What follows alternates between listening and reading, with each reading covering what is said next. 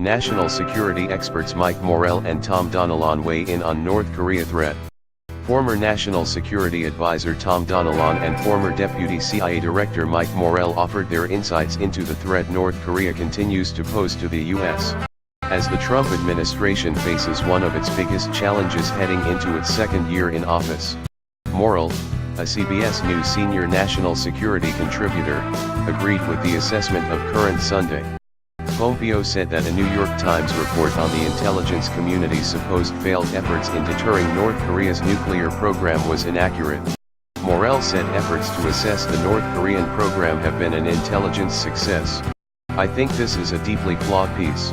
It's not consistent with my experience, which is that, over a very long period of time, the intelligence community has accurately assessed both North Korea's nuclear program and its missile program. And it's not consistent with the observable facts, said Morell.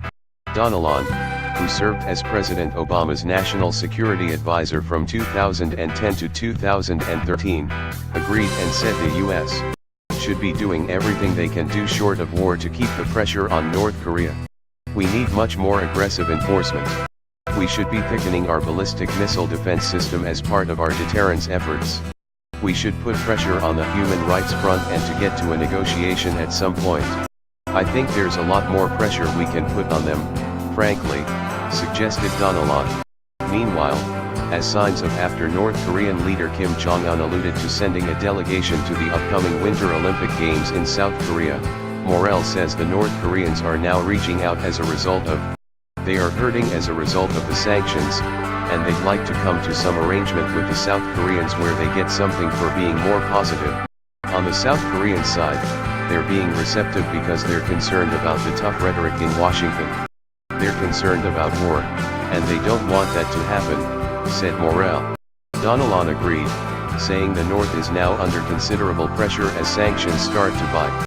He added, however, that Mr.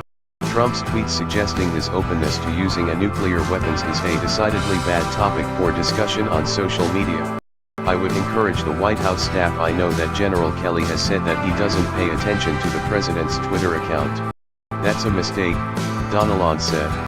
These are presidential statements, and the world pays attention, he added, and I would encourage them to have a national security carve-out, if they could ever achieve it.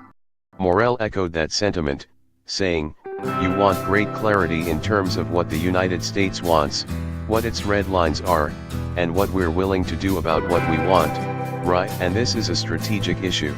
So you want great clarity from the president, not things that raise questions about what we will or won't do."